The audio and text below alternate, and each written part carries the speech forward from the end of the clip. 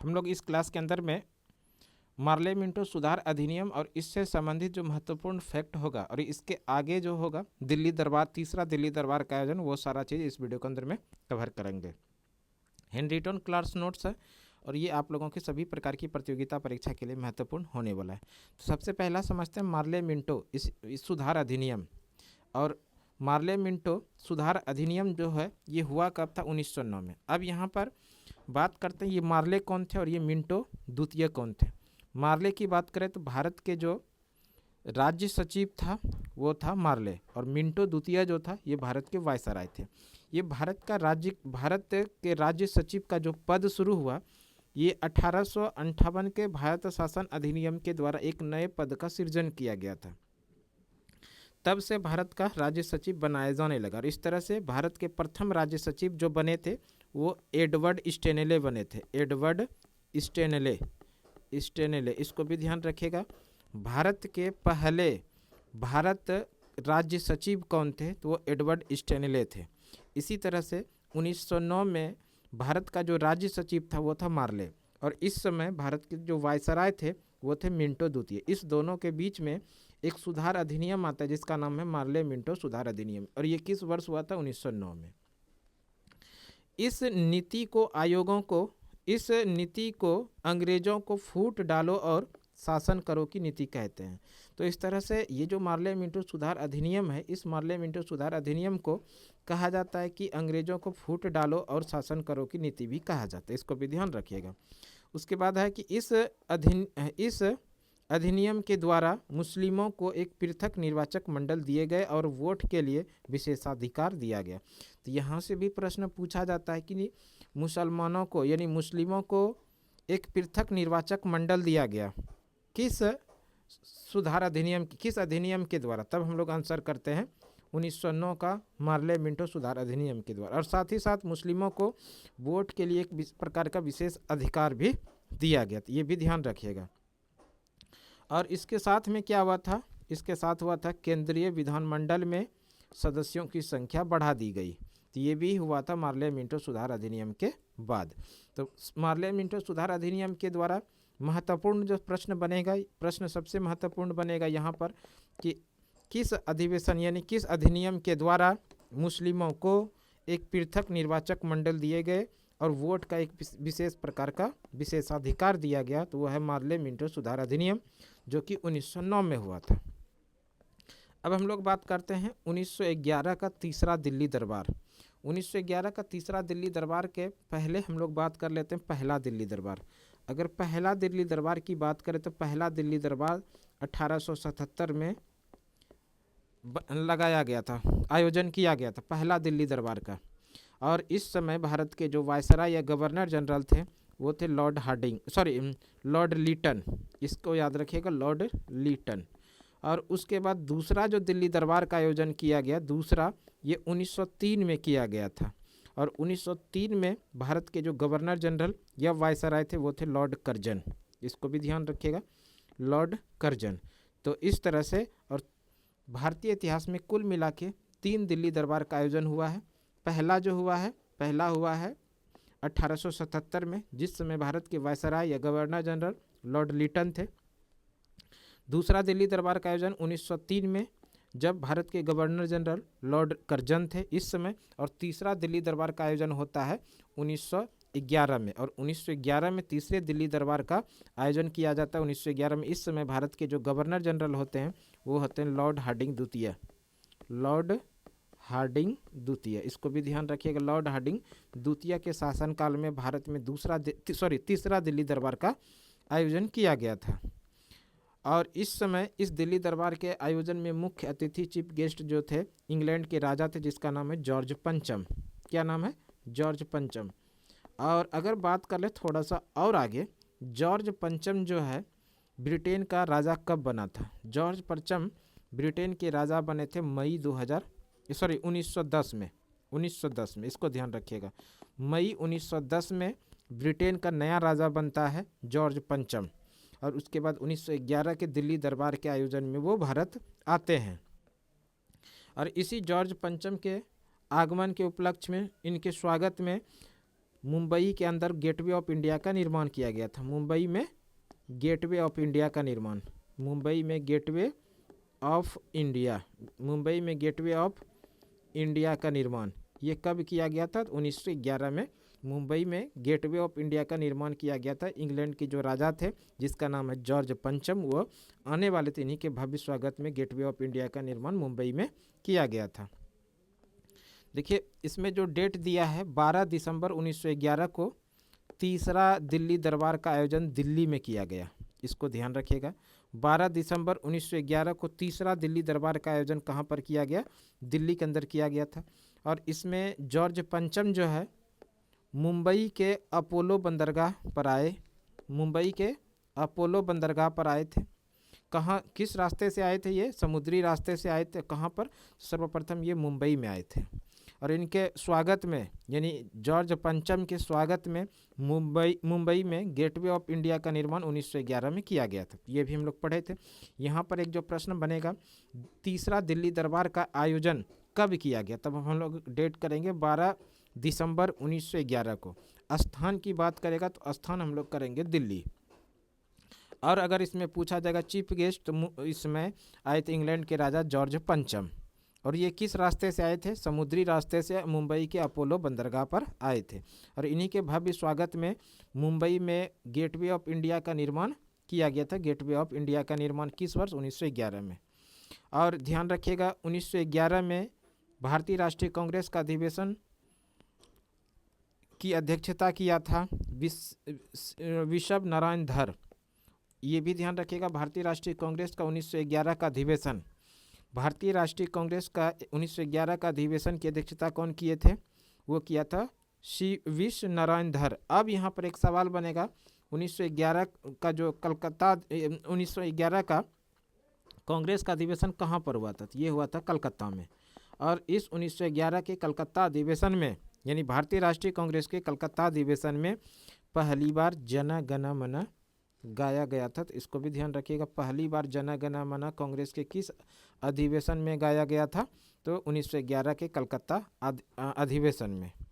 ठीक है, तो इसको भी ध्यान रखना है। आगे बात करते हैं। इस समय वायसराय कौन थे? लॉर्ड हार्डिंग द्वितीय थे।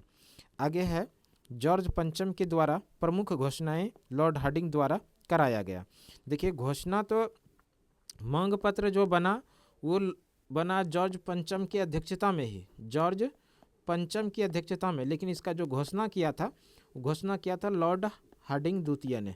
लॉर्ड हार्डिंग द्वितीय ने इसका घोषणा किया। पहला घोषणा किया था कि बंगाल का जो विभाजन किया गया था 1905 में, बंगाल विभाजन को रद्द किया गया। पहला घोषणा, बंगाल विभाजन को रद्द किया जाता, पहला घोषणा हुआ। दूसरा घोषणा, जो प्रमुख घोषणा था, भारत की राजधानी कलकत्ता से बदलकर अब कहाँ कर दी जाएगी? दिल्ली कर दी जाएगी। ये घोषणा होती है 1911 में और भारत की राजधानी दिल्ली बनती है 1912 में। ये दोनों अलग अलग बात है। प्रश्न पूछा जाएगा भारत की राजधानी दिल्ली बनेगी कब? घोषणा हुई तो 1911 में, और भारत की राजधानी दिल्ली बनी कब? तो 1912 में। इसी तरह से तीसरा जो प्रमुख घोषणा हुआ, इस बंगाल से एक अलग प्रांत बनाया जाएगा जिसका नाम है बिहार। बिहार, बंगाल से इस अलग प्रांत बनाया जाएगा जिसका क्या नाम है? बिहार। और इस बिहार के अंदर में उड़ीसा भी शामिल था, उड़ीसा भी शामिल था, और इसी बिहार के अंदर में झारखंड भी शामिल था। और ये बिहार जो पूर्ण रूप से जो बना, लागू हुआ, प्रभावी हुआ, ये था 22 मार्च 1912। 22 मार्च 1912 को बिहार बंगाल से एक अलग प्रांत बन गया। इसलिए प्रत्येक वर्ष 22 मार्च को बिहार दिवस के रूप में मनाया जाता है। तो इसको भी ध्यान रखिएगा। उसके बाद जो है, इस बिहार से उड़ीसा जो अलग होता है, उड़ीसा अलग होता है 1 अप्रैल 1936 को। 1 अप्रैल 1936 को इसी बिहार से उड़ीसा अलग होता है, और इसी बिहार से फिर झारखंड अलग होता है 15 नवंबर 2000 को। 15 नवंबर 2000 ईस्वी को इसी बिहार से झारखंड अलग होता है। तो इस तरह से ये बिहार बना। बिहार जो बना, बिहार बंगाल से एक अलग प्रांत बना, फाइनली जो बना 22 मार्च 1912 को। तो इस तरह से एक सवाल और ध्यान रखिएगा, भारत की राजधानी नई दिल्ली घोषणा 1911 में हुई और बना कब? 1 अप्रैल 1912 को। 1912, 1 अप्रैल 1912 से भारत की राजधानी कहाँ हो गई? दिल्ली हो गई। अब थोड़ा सा हम लोग बात कर लेते हैं प्रथम विश्व युद्ध। प्रथम विश्व युद्ध की बात करें तो प्रथम विश्व युद्ध की शुरुआत होती है 1914 में शुरू होती है और ये चलती है 1918 तक। प्रथम विश्व युद्ध का समय जो है 1914 से 1918। और एक सवाल और यहाँ याद रखिएगा, प्रथम विश्व युद्ध का तात्कालिक कारण जो था वो था सेराजेवो हत्याकांड।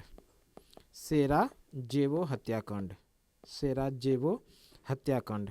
और इसमें क्या हुआ था, सेराजेवो हत्याकांड में ऑस्ट्रिया के राजकुमार थे जिसका नाम है आर्क ड्यूक फ्रांसिस फर्डिनेंड, इसी की हत्या इस सेराजेवो में कर दिया गया था, जो कि प्रथम विश्व युद्ध का तत्कालिक कारण बना। अब बात करते हैं, प्रथम विश्व युद्ध जो है पूरा यूरोप दो खेमों में बटा था, एक मित्र राष्ट्र था और दूसरा धुरी राष्ट्र था। मित्र राष्ट्र में जो देश शामिल थे उसमें से प्रमुख रूप से थे ब्रिटेन, फ्रांस, रूस, इटली और अमेरिका। उसी तरह से धुरी राष्ट्र में जो देश शामिल थे वो थे जर्मनी, ऑस्ट्रिया, हंगरी और तुर्की। शुरुआत में 1917 तक ये प्रथम विश्व युद्ध का जो जीत हो रहा था प्रथम विश्व युद्ध में, ये धुरी राष्ट्र का हो रहा था। और इधर 1917 में प्रथम विश्व युद्ध से रूस अलग हो जाता है। प्रथम विश्व युद्ध से रूस जो अलग हुआ वो कब अलग हुआ, 1917 में। जैसे 1917 में रूस अलग होता, इसी के स्थान पर 9 जनवरी, इसको देखेंगे बाद में, 1917 को रूस अलग होता है और इसी के स्थान पर अमेरिका शामिल हो जाता है।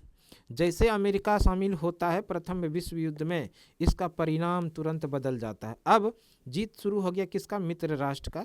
और इस तरह से फाइनली मित्र राष्ट्र की जीत होती है और धुरी राष्ट्र की हार हो जाती है।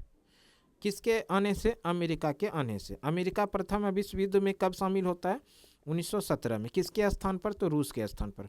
इधर जैसे मित्र राष्ट्र का जीत शुरू हुआ, ये जो इटली है, इटली धुरी राष्ट्र में भी पहले था और इटली ने अपना क्या किया, पाला बदल लिया, यानी धुरी राष्ट्र से निकलकर ये कहाँ पर आ गया, मित्र राष्ट्र में आ गया। तो यहाँ से प्रश्न पूछा जाता है प्रथम विश्व युद्ध की शुरुआत कब होती है, तो हम लोग आंसर करेंगे जून 1914 में। दूसरा प्रश्न पूछा जाएगा प्रथम विश्व युद्ध का तत्कालिक कारण क्या था। प्रथम विश्व युद्ध का तत्कालिक कारण था सेराजेवो हत्याकांड। और सेराजेवो हत्याकांड में किसकी हत्या की गई थी, ऑस्ट्रिया के राजकुमार थे जिसका नाम था आर्क ड्यूक फ्रांसिस फर्डिनेंड। उसके बाद जो है यूरोप पूरा दो भागों में बट गया, एक भाग था मित्र राष्ट्र और दूसरा था धुरी राष्ट्र। अगर प्रश्न पूछा जाएगा आप लोगों से कि मित्र राष्ट्र में कौन कौन से देश शामिल थे, तब हम लोग आंसर करेंगे ब्रिटेन, रूस, फ्रांस, इटली और अमेरिका। दूसरा, धुरी राष्ट्र में कौन कौन सा देश था, जर्मनी, ऑस्ट्रिया, हंगरी और तुर्की। इसके साथ में एक और नोट डाउन कर लीजिए, इटली। और प्रथम विश्व युद्ध की शुरुआत का जो रिजल्ट था वो धुरी राष्ट्र की जीत हो रही थी और मित्र राष्ट्र की हार हो रही थी। प्रथम विश्व युद्ध से रूस किस वर्ष अलग हुआ, रूस अलग हुआ 1917 में। और इसी रूस के स्थान पर अमेरिका शामिल हो गया। जैसे अमेरिका शामिल हुआ उसके बाद उसका रिजल्ट क्या हुआ, बदल गया, मित्र राष्ट्र की जीत शुरू हो गई। जैसे मित्र राष्ट्र की जीत शुरू हुई, इटली ने अपना पाला बदल लिया। इटली पाला बदल कर कहाँ पर आ गया, मित्र राष्ट्र में। तो यहाँ से प्रश्न पूछा जाता है प्रथम विश्व युद्ध में रूस किस वर्ष अलग हुआ, तो आंसर करेंगे 1917। दूसरा प्रश्न पूछा जाएगा प्रथम विश्व युद्ध में अमेरिका कब शामिल हुआ, तो 1917 में। और एक बात और सवाल पूछा जाएगा कि प्रथम विश्व युद्ध में ऐसा कौन सा देश था जिन्होंने अपना पाला बदल लिया, यानी धुरी राष्ट्र से निकलकर मित्र राष्ट्र में आ गया, तो वो था इटली। इसी समय प्रथम विश्व युद्ध एक तरफ चल रहा है, दूसरी तरफ में एक तरफ में गांधी जी दक्षिण अफ्रीका से हमेशा के लिए भारत वापस आते हैं। और ये डेट है 9 जनवरी 1915 को। 9 जनवरी 1915 को दक्षिण अफ्रीका से गांधी जी भारत हमेशा के लिए वापस आ गए। प्रत्येक वर्ष 9 जनवरी को भारत में प्रवासी भारतीय दिवस के रूप में मनाया जाता है। प्रवासी भारतीय दिवस, इसको ध्यान रखिएगा। प्रवासी भारतीय दिवस जो प्रत्येक वर्ष मनाया जाता है वो 9 जनवरी को मनाया जाता है, क्योंकि 9 जनवरी 1915 को गांधी जी दक्षिण अफ्रीका से हमेशा के लिए भारत वापस आए थे, इसलिए प्रत्येक वर्ष भारत में 9 जनवरी को प्रवासी भारतीय दिवस मनाया जाता है। जैसे गांधी जी दक्षिण अफ्रीका से भारत वापस आते हैं, अंग्रेज़ सरकार गांधी से मिलते हैं और गांधी जी से आग्रह करते हैं कि भारतीय सैनिकों को प्रथम विश्व युद्ध में ब्रिटेन के साथ युद्ध में शामिल होना चाहिए। तो गांधी जी के कहने पर भारतीय सैनिक ब्रिटेन के साथ प्रथम विश्व युद्ध में शामिल हुआ। किनके कहने पर, गांधी जी के कहने पर। और गांधी जी के कहने पर प्रथम विश्व युद्ध में भारतीय सैनिक ब्रिटेन के साथ प्रथम विश्व युद्ध में शामिल हुआ। इसके बाद अंग्रेजों ने महात्मा गांधी को केसर ए हिंद का उपाधि दिया? इसको भी ध्यान रखिएगा। केसर ए हिंद का उपाधि अंग्रेजों ने गांधी को कब दिया था? तो प्रथम विश्व युद्ध के समय दिया था, जिस समय कि गांधी के कहने पर प्रथम विश्व युद्ध में भारतीय सिपाही इंग्लैंड की तरफ से लड़े थे। अंग्रेजों ने महात्मा गांधी को केसर ए हिंद का उपाधि दिया था, केसर ए हिंद का उपाधि। अब एक और सवाल यहाँ पर बनेगा, केसर ए हिंद का उपाधि गांधी ने वापस कब किया? ये भी प्रश्न बनेगा।